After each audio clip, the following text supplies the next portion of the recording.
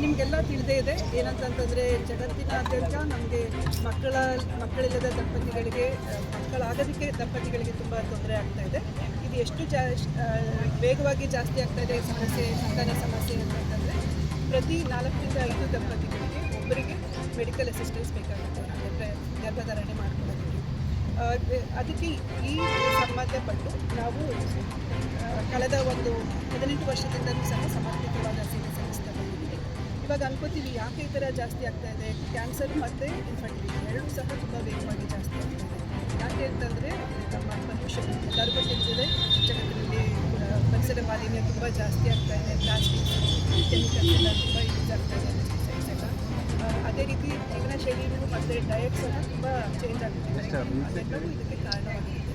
So ಈ ನಿಟ್ಟಿನಲ್ಲಿ ಸಂತಸ ಸಂಸ್ಥೆಯಿಂದ ನಾವು ಸರಳ ಚಿಕಿತ್ಸೆಗಳಿಂದ ಅಂದರೆ ನ್ಯಾಚುರಲ್ ಆಗಿ ಇನ್ಫರ್ಟಿಲಿಟಿ ಅಂತಂದರೆ ಅವರು ಸಿಂಪಲ್ಲಾಗಿ ಅವರಲ್ಲಿ ಏನೇನು ಸಣ್ಣ ಚೇಂಜಸ್ ಮಾಡ್ಕೊಳ್ಳೋದ್ರಿಂದ ಅವರು ಸಂತಾನ ಸಾಮರ್ಥ್ಯನ ಜಾಸ್ತಿ ಮಾಡ್ಕೊಂಡು ಅನ್ನೋದ್ರಿಂದ ಹಿಡಿದು ಅತ್ಯಾಧುನಿಕವಾದ ಅಂತಂದರೆ ಅಮೆರಿಕಾ, ಇಂಗ್ಲೆಂಡಲ್ಲಿ ಲಭ್ಯ ಇರೋಂತಹ ಅಗ್ರಗಣ್ಯ ಚಿಕಿತ್ಸೆಗಳು, ಸಂತಾನ ಚಿಕಿತ್ಸೆಗಳನ್ನು ಸಹ ಸಂತಸದಲ್ಲಿ ನಾವು ನೀಡ್ತಾ ಇದ್ದೀವಿ.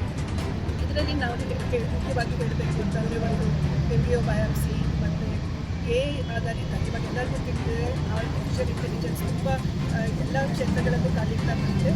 ಅದನ್ನು ನಾವು ಉಪಯೋಗಿಸ್ಕೊಂಡು ಸಂತಾನ ಸಮಸ್ಯೆಗಳಿಗೆ AI ಆಧಾರಿತವಾದ ಆಂಟಾಲಜಿ ಮತ್ತು ಎಂಬ್ರಿಯಾಲಜಿ ಸರ್ವಿಸಸ್ನ ನಾವು ಸಾದರಪಡಿಸ್ತಾ ಇದ್ದೀವಿ. ಇವೆಲ್ಲ ಈ ರೀಜನಲ್ಲಿ ಮೊದಲ ಬಾರಿಗೆ ನಾವು ಈ ಚಿಕಿತ್ಸೆಗಳನ್ನ ನೀಡ್ತಾ ಇದ್ದೀವಿ.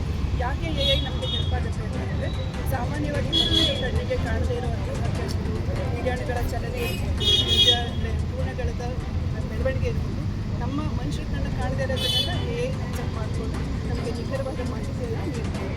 ಅದನ್ನು ಆಧರಿಸಿಕೊಂಡು ನಾವು ಪ್ರೆಗ್ನೆನ್ಸಿ ಗರ್ಭಧಾರಣ ಪ್ರಮಾಣನ ಜಾಸ್ತಿ ಮಾಡ್ತೀವಿ.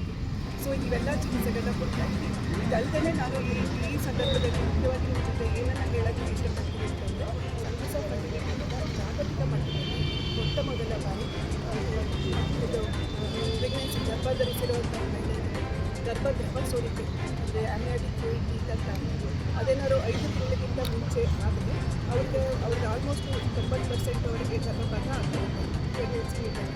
ಅದಕ್ಕೆ ಜಗತ್ತಿನಲ್ಲಿ ಮೊಟ್ಟ ಮೊದಲ ಬಾರಿ ನಾವು ಒಂದು ಹೊಸ ಥೆರಪಿನ ಇನೋವೇಟ್ ಮಾಡಿದ್ದೀವಿ. ಅದ್ರ ಹೆಸರು ಜೆನೆಟಿಕ್ಸ್ ಪ್ರಾಬ್ಲಮ್ ಇರೋದ್ರಿಂದ ಏನೇನು ತೊಂದರೆ ಆಗ್ಬೋದು ಹುಟ್ಟುವ ಮಕ್ಕಳಿಗೆ, ಅಥವಾ ರಿಪೀಟೆಡಾಗಿ ಅಬಾರ್ಷನ್ಸ್ ಆಗ್ತಾ ಇರೋದು ಅಥವಾ ಪ್ರೆಗ್ನೆನ್ಸಿ ಆಗದೇ ಇರೋದು, ಇಂಥ ಕಂಡೀಷನ್ಸಲ್ಲಿ ಎಂಬ್ರಿಯೋದಲ್ಲಿ ಅಂದರೆ ಭ್ರೂಣದಲ್ಲಿ ಏನಾದರೂ ತೊಂದರೆ ಇದ್ದರೆ ಆವಾಗ ಮಕ್ಕಳಾಗೋಕ್ಕೆ ತೊಂದರೆ ಆಗುತ್ತೆ. ಸೊ ಆವಾಗ ಏನು ಮಾಡ್ತೀವಿ ಅಂತಂದರೆ ಅದರಲ್ಲಿ ಬೇರೆ ಬೇರೆ ರೀತಿಯಿಂದ ಆ ಭ್ರೂಣನ ಅಸೆಸ್ ಮಾಡಲಿಕ್ಕೆ ಆಪ್ಷನ್ಸ್ ಇರ್ತದೆ ನಮಗೆ. ಒಂದು ಎಂಬ್ರಿಯೋ ಬಯಾಪ್ಸಿ ಅಂದರೆ ಭ್ರೂಣದಿಂದ ಒಂದು 4 ರಿಂದ 8 ಸೆಲ್ನ 5 ರಿಂದ 8 ಸೆಲ್ನ ಹೊರಗಡೆ ತೆಗೆದು ಅದನ್ನು ಜೆನೆಟಿಕ್ ಲ್ಯಾಬಲ್ಲಿ ಅನಲೈಸ್ ಮಾಡಿ ಆ ಭ್ರೂಣಕ್ಕೆ ಏನಾದರೂ ಜೆನೆಟಿಕ್ ಪ್ರಾಬ್ಲಮ್ ಇದೆಯಾ ಅಂತ ಅಸೆಸ್ ಮಾಡ್ತೀವಿ. ಅದು ಬಿಟ್ಟು ಬೇರೆ ರೀತಿಯಲ್ಲೂ ಮಾಡ್ಬೋದು. ಹೇಗೆ ಅಂದರೆ ಒಂದು AI ಟೆಕ್ನಾಲಜಿ ಬಂದಿದೆ ಹೊಸದಾಗಿ ಕೊರಿಯಾದಿಂದ, ಸೌತ್ ಕೊರಿಯಾದ ಟೆಕ್ನಾಲಜಿ. ಅದರಲ್ಲಿ ಎಂಬ್ರಿಯೋದು ಮಾರ್ಫಾಲಜಿ ಅಂದರೆ ಎಂಬ್ರಿಯೋ ಹೇಗೆ ಬೆಳೀತಾ ಇದೆ ಮತ್ತು ಹೇಗೆ ಕಾಣಿಸ್ತಾ ಇದೆ ಡಿಫ್ರೆಂಟ್ ಆ್ಯಂಗಲಲ್ಲಿ ಅಂತ ಅಸೆಸ್ ಮಾಡಿ ಆ ಇರೋ ಭ್ರೂಣದಲ್ಲಿ ಯಾವ ಭ್ರೂಣ ಚೆನ್ನಾಗಿದೆ ಅಂತ ಟೆಸ್ಟ್ ಮಾಡ್ತೀವಿ. ಇನ್ನೊಂದು ನಾನ್ ಇನ್ವೇಸಿವ್ PGT ಅಂತ ಅಂದರೆ ಅದರಲ್ಲಿ ಎಂಬ್ರಿಯೋದಿಂದ ಭ್ರೂಣದಿಂದ ಯಾವುದೇ ಸೆಲ್ಲನ್ನು ಹೊರಗೆ ತೆಗೆಯದೆ ಅದು ಯಾವ ಮೀಡಿಯಾದಲ್ಲಿ ಬೆಳವಣಿಗೆ ಕಂಡಿದೆಯೋ 3 ದಿವಸ ಅಂದರೆ 48 to 72 hours ಅದು ಬೆಳೆದಿರೋ ಮೀಡಿಯಾದಿಂದ ಆ ಮೀಡಿಯಾನ ಕಳಿಸ್ತೀವಿ, ಆ ಲಿಕ್ವಿಡ್ ಪಾರ್ಟ್ನ ಟೆಸ್ಟ್ ಕಳಿಸ್ತೀವಿ. ಅದರಲ್ಲಿ ನಮಗೆ ಆ ಭ್ರೂಣದಲ್ಲಿ ಏನಾದರೂ ಜೆನೆಟಿಕ್ ತೊಂದರೆ ಇದೆ ಅಂತ ಕಡಿಮೆ ಇರೋದು. ಸೊ ಈ 3 ರೀತಿಯೂ ಎಕ್ಸಿಸ್ಟಿಂಗ್ 3 ರೀತಿ ಇರೋದು ಪ್ರಪಂಚದಲ್ಲಿ. ಆ 3 ರೀತಿಯೂ ನಮ್ಮಲ್ಲಿ ಟೆಸ್ಟ್ ಮಾಡಿ ಮಹಿಳೆಯರಿಗೆ ಮೇಡಮ್ PCOD ಮತ್ತು ಥೈರಾಯ್ಡ್ ಸಮಸ್ಯೆ ಬಂದಾಗ ಮಕ್ಕಳ